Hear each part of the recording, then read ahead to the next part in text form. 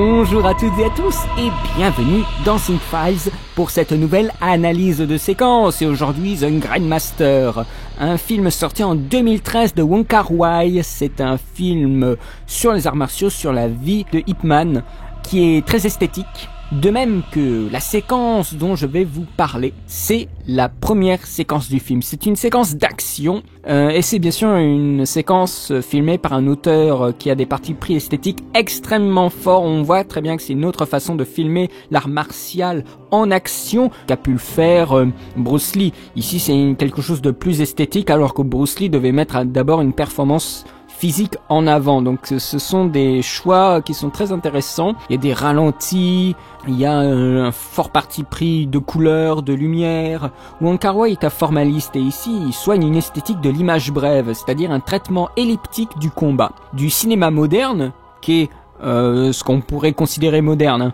Le cinéma de Bruce Lee, avec la séquence avec Chuck Norris, eh bien ici nous passons à un cinéma post-moderne. Et c'est une séquence que j'analyse avec Alexandre. Et oui, mais il revient encore une fois pour cette analyse, encore une fois sur une séquence d'arts martiaux. Je vous rappelle, il avait fait Le Bossu de Notre-Dame, La Fureur du Dragon avec moi, et là il vient pour cette analyse de The Grindmaster. Alors c'est une analyse bien compliquée, qui a fait le tour des festivals. C'est pas un film, un petit film, donc je peux pas comme ça la balancer sur YouTube. Je me ferai tout de suite dézinguer, vous voudriez pas me voir mort par hasard.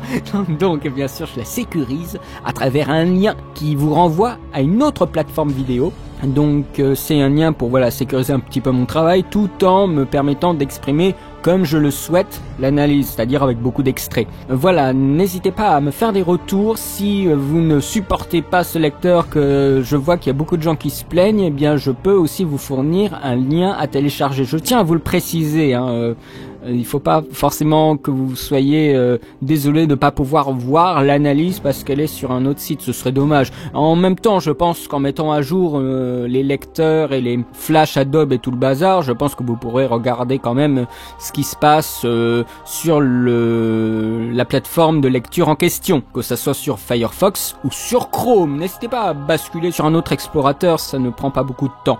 Je souhaitais aussi vous dire que nous avons là eu affaire à du cinéma hongkongais, 2 fois, avec les arts martiaux. J'espère que ça vous aura plu. Je sais que je fais beaucoup dans le cinéma américain, mais c'est en fait que c'est plus facile, que la mise en scène est plus claire à analyser, et donc ça permet d'être un peu plus, ça me permet de moins m'esquinter à l'analyse en fait. Oh les gros flemmards. Non, c'est un peu ça au final. C'est quand même très compliqué et le cinéma américain est plutôt assez basique à comprendre quand on va pas chercher dans des films trop fous.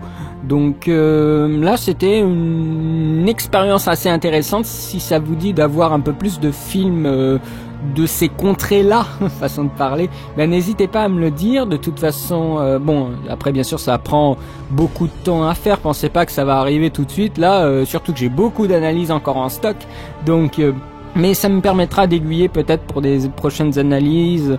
Je prévois aussi encore de l'animation qui est pas forcément de l'animation de Disney. Alors bien sûr Disney ça va se refermer bientôt, hein, mais enfin bientôt, à la fin de l'année, le temps que je fasse les analyses que je souhaiterais faire. Mais ça viendra de toute façon. Il y a plein de trucs qui vont arriver. Je vous le rappelle, en avril, Mad Max arrive sur Cinefiles avec une semaine où il y aura plein de trucs. Donc voilà, je tenais à vous le dire. Je ne parlerai pas des Avengers parce que je m'en fous complètement. Je vous ferai peut-être un truc sur les super-héros, mais Avengers, franchement, ça m'intéresse pas du tout. Je vous ferai une critique. Alors ça, c'était pas prévu, mais j'ai l'occasion de le voir avec un copain, donc vous aurez peut-être une critique en duo.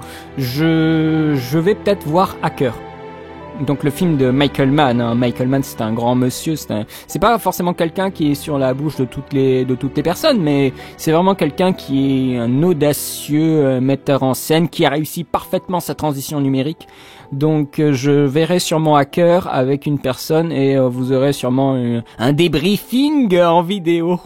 C'est pas forcément le film que j'attendais, mais pourquoi pas. Franchement pourquoi pas, il s'est fait tellement dézinguer par la critique américaine. Donc et ça a déteint sur la critique française du coup. On a un petit peu peur, mais dans ce cas-là il faut parler des films. Si on a un petit peu peur, si le film a mauvaise presse, il faut aller voir. Et si on a un bon avis, il faut surtout renverser la vapeur, changer la tendance en parlant. Donc j'espère que Hacker me décevra pas. En tout cas, ce sera la vidéo de la semaine prochaine. Voilà.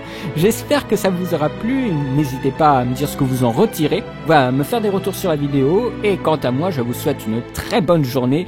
Je vous souhaite une très bonne semaine. Et je vous dis à très bientôt pour de nouvelles vidéos. Allez, salut!